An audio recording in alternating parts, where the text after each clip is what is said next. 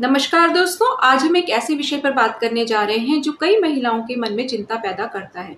क्या गर्भ निरोधक गोलियां या कोई भी गर्भ निरोधक तरीका भविष्य में आपकी प्रजनन क्षमता को प्रभावित कर सकता है? ये एक बहुत ही आम सवाल है और इसके बारे में कई गलत धारणाएं भी हैं।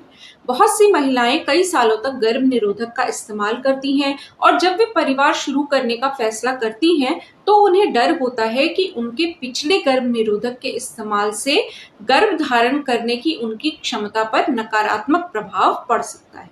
आज हम वैज्ञानिक तथ्यों के आधार पर इस सवाल का जवाब देंगे। तो चलिए शुरू करते हैं। सबसे पहले जानेंगे कि गर्भ निरोधक गोलियां आखिर काम कैसे करती हैं। अधिकांश गर्भ निरोधक गोलियों में हार्मोन होते हैं, ईस्ट्रोजन और प्रोजेस्टेरोन या केवल प्रोजेस्टेरोन। ये हार्मोन कई तरीकों से गर्भधारण को रोकते हैं, जैसे कि ओव्यूलेशन को रोकना। ये गोलियां अंडाशय से अंडे के निकलने यानी कि ओव्यूलेशन की प्रक्रिया को रोकती हैं। यदि कोई अंडा ही नहीं निकलेगा तो निषेचन यानी फर्टिलाइजेशन नहीं हो सकता।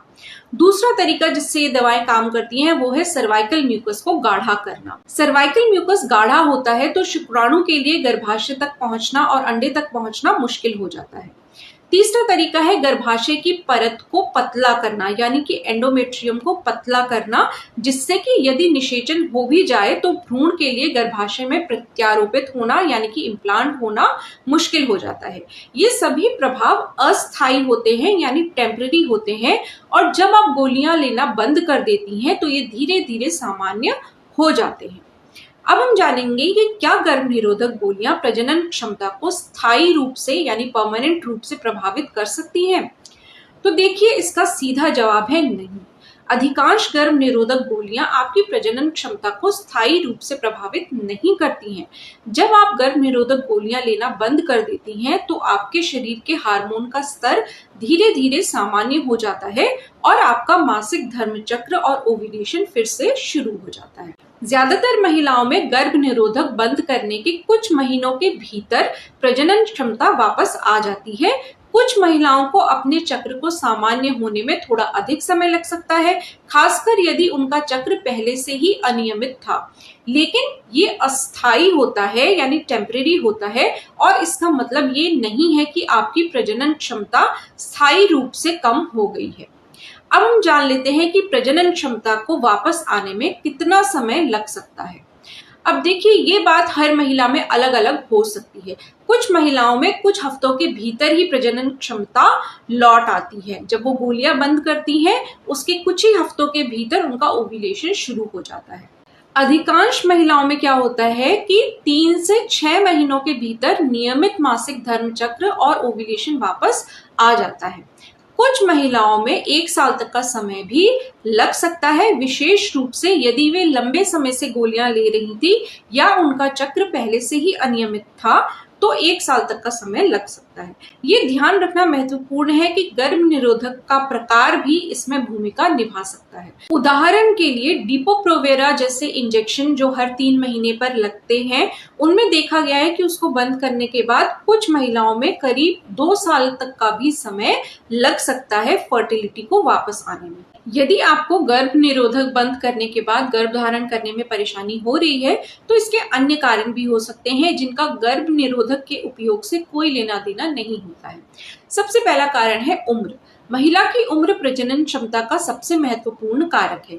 जैसे जैसे उम्र बढ़ती है, अंडे की गुणवत्ता और संख्या कम होती जाती है। यदि आपने 30 के दशक के अंत में या 40 के दशक में गर्भ निरोधक बंद किया है तो गर्भधारण में देरी का कारण आपकी उम्र हो सकती है, ना कि गर्भ निरोधक। पहले से मौजूद प्रजनन संबंधी समस्याएं। कुछ महिलाओं को गर्भ निरोधक शुरू करने से पहले ही प्रजनन संबंधी समस्याएं हो सकती हैं, जैसे कि PCOS, polycystic ovary syndrome, endometriosis या थायराइड की समस्या। गर्भ निरोधक इन समस्याओं के लक्षणों को छिपा सकता है और जब आप इसे बंद करती हैं तो ये समस्याएं फिर से सामने आ सकती हैं, जिससे गर्भधारण में देरी हो सकती है। पुरुष प्रजनन क्षमता। गर्भधारण में पुरुष प्रजनन क्षमता भी उतनी ही महत्वपूर्ण होती है। शुक्राणु की गुणवत्ता और संख्या में कमी भी गर्भधारण में देरी का कारण बन सकती है।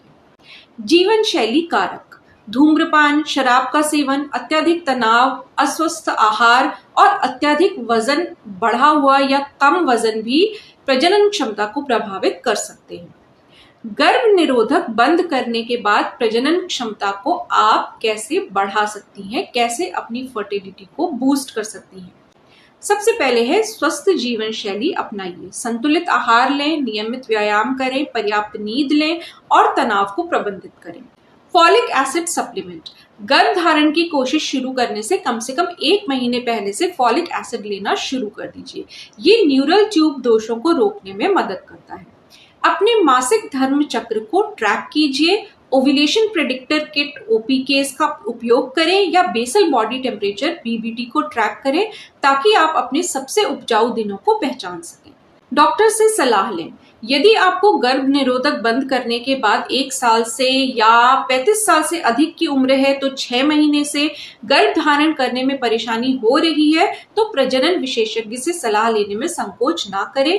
वे आपकी स्थिति का मूल्यांकन कर सकते हैं और उचित मार्गदर्शन प्रदान कर सकते हैं।